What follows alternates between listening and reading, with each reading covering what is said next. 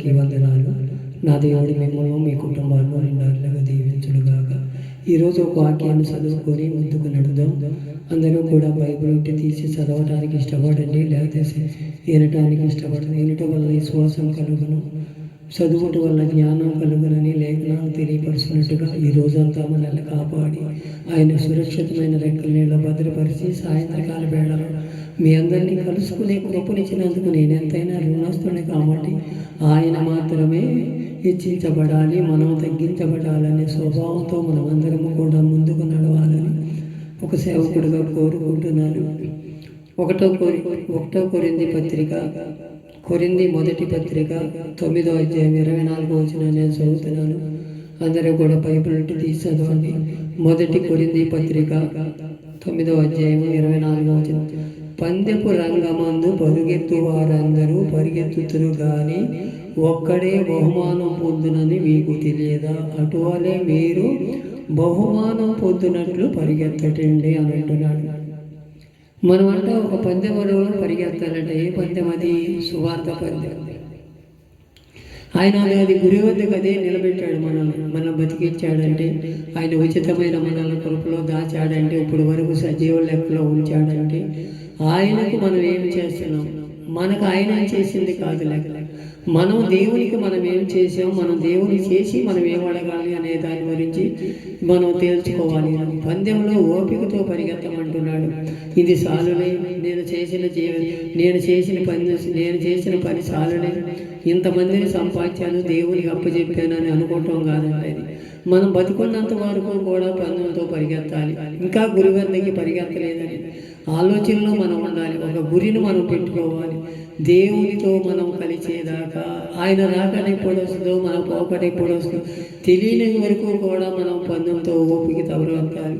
నేను పందెంతో ఓపికతో పరిగెత్తుతున్నానని గురి ఆయన మనకు ఓపిక ఇచ్చాడు కాబట్టి మనం పరిగెత్తాలని పౌలు భక్తుడు రాస్తున్నాడు. మనం ఎంతవరకు సతికిలబడుతున్నామో లేదా పైకి లేచి ఎవరికన్నా సువార్త చెప్పగలుగుతున్నామో ఒక్కసారి మనమే పరిశీలన చేసుకోవాలి. మనం పరిశీలన చేసి మనం ఎంతమందికి సువార్త చెప్పాము, ఎంతమందిని రక్షించాం, దేవునిలోకి ఎంతమందిని నడిపించాం, మన కుటుంబం నడిపించుకున్నాము అని ఒకసారి మనమే తీర్మానం చేసుకోవాలి. మనం తీర్మానం చేసుకొని ముందుకు అడుగులు వేస్తే దేవుడు మన పట్ల కార్యం చేస్తానని మీరు పందెముతో ఓపికతో పరిగెత్తమంటున్నాడు. నీకు నాకు ఆ ఓపిక ఇచ్చాడు దేవుడు. కడవరకు నేను కాపాడుకుంటాను. తిమోతి ఏమన్నాడు? నా విశ్వాసాన్ని నేను పరుగు ముట్టించానని ఎంత సాక్ష్యం పొందుకోగలిగాడు నువ్వు, నేనేం సాక్ష్యం పొందాను. ఆయన సువార్త పనిలో పరిగెత్తే స్థలంలో ఉన్నామా? ఎవరినన్నా మనం దేవుని సన్నిధిలో నడిపించగలిగామా? మన పిల్లల్ని, మన కుటుంబాన్ని మనం రక్షణలోకి నడిపించుకోగలిగి మనం ఒకసారి వెనక తిరిగి ఆలోచన చేసుకొని మనం దేవుని పొందుకోవాలని ఒక సేవకుడిగా కోరుకుంటున్నాను. అలాగే ఇంకొక మాట రాశాడు. మనమందరం కూడా దేవుని సన్నిధిలో పరిగెత్తాలి. ఆయనందు మనం ఏమై ఉండాలో అది దేవుని. అదే 16వ వచనంలో కూడా అంటున్నాడు ఏమని, 9:16లో కూడా అంటున్నాడు, నేను సువార్తను ప్రకటించేస్తున్నాను కనుక నాకు అతిశయం కారణం లేదు. సువార్తను ప్రకటించవలసిన భారం నా మీద మోపబడి ఉన్నది. అయ్యో, నేను సువార్త ప్రకటించకపోయిన ఎడల నాకు శ్రమే. ఇది నేను ఇష్టపడి చేసిన ఎడల నాకు జీతము దొరుకుతుంది అని చెప్తున్నాడు ఇక్కడ పౌలు భక్తుడు. అయ్యో, ఆయన ఏమంటున్నాడు? మనం పందెంతో ఓపికతో పరిగెత్తమే కాదంట, ఇష్టపడి చేయాలంట సువార్తను. మనం ఇష్టంగా చేస్తున్నామా? అయిష్టంగా సార్లే. మనం ఇంతవరకు రక్షించింది సార్లే, ఇంకా మనం ఏం చేస్తామని ముసలోళం అయిపోతున్నాం కదా, వయసు పడిపోతుంది కానీ నడవలేని స్థితిలో ఉంటున్నాం అనుకుంటున్నామేమో. అది దేవుని చిత్తం కాదు. మనం చనిపోయే వరకు సువార్తను ప్రకటించాలి. ఇది నేను ఇష్టపడి చేస్తే నాకు జీతం అంటున్నాడు. మనం ఇష్టపడి చేస్తున్నామా? ఒక్కసారి మన హృదయం, అయ్యో నాకు శ్రమ అంటున్నాడు. నేను ఎవరికన్నా లేచి సువార్త చెప్పకపోతే శ్రమ అంటున్నాడు. మనం సుఖంగా ఉంటున్నామా? మనం ఎలా ఉంటున్నామో ఒక్కసారి మన హృదయాలు మనమే పరిశీలన చేసుకోవాలి. నేను సువార్త ప్రకటించకపోయినా నాకు శ్రమ, నేను శ్రమ పడనా? శ్రమలోంచి ఇరుకుల్లోంచి ఇబ్బందుల్లోంచి మనం వచ్చాము కాబట్టి ఆ శ్రమను ఇతరులకు పంచే కృపను మనకు దయచేయాలని దేవుని ఎదుట నేను సువార్త ప్రకటించే యోధుడుగా నన్ను సిద్ధపరుసయ్యా. అయ్యా, నేను సువార్త ప్రకటించకపోయిన ఎడల నాకు శ్రమ అంటున్నాడు.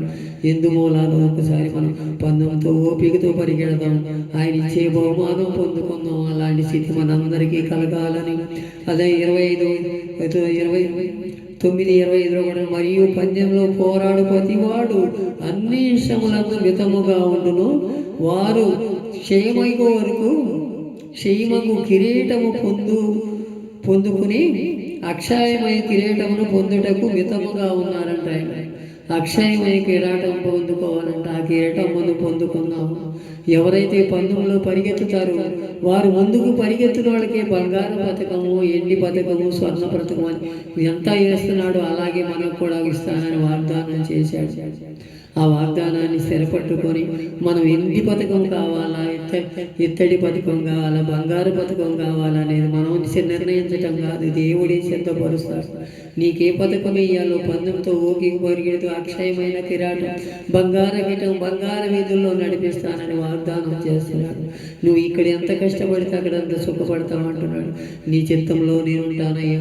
అయ్యా, నేను సువార్త పోయి ప్రకటించకపోయినట్టు నాకు శ్రమ, నేను పందెంలో ఓపికతో పరిగెత్తే కృపను నాకు దయచేయ్యా. ఈ రాత్రికాల సమయంలో ఒక తీర్పు చేసుకుందామా? ఒక్కసారి నీవై పరిశీలన చేసుకో. అయ్యో, నేను సువార్తకు ప్రకటించకపోయిన ఎడల నాకు శ్రమ అని పౌలు భక్తుడు ఎలా అంటున్నాడు? మేము తిని సుఖంగా నిద్రపోతున్నామేమో, ఇతరులు ఎంతో మంది నశించిపోతున్నారు, విడుదల కోసం మేము ప్రార్థన చేయలేకపోతున్నామేమో. ఒక్కసారి మన హృదయాలు మనమే పరిశీలన. నశించిపోతున్నారు మన కుటుంబాలు, ఎన్నో చిన్నాభిన్నమైపోతున్నాయి. తాగుడు వ్యసనాలు, వ్యభిచారం అనే వ్యసనాలు, దుర్వ్యసనాలుగా పాలుసలిపోయి డ్రగ్స్ అనే వ్యసనం, అన్నీ కూడా దేవునికి అయిష్టలుగా బతుకుతున్నారు. అలాంటి వారిని ఎతికి రక్షించమని మనల్ని వెన్నుకున్నాడే. నిన్ను ఇంతవరకు క్షేమం ఇచ్చి, ఇంతవరకు ఆరోగ్యం ఇచ్చి, ఆయుష్ ఇచ్చింది ఎందుకు? నిన్ను నువ్వు కాపాడుకుంటాక. అది కాదు కదా, దేవుని ఎదుట అక్షయమైన కిరీటం పొందాలని పందెంతో ఓపికతో పరిగెత్తాలి, ఓపికతో నడవాలి.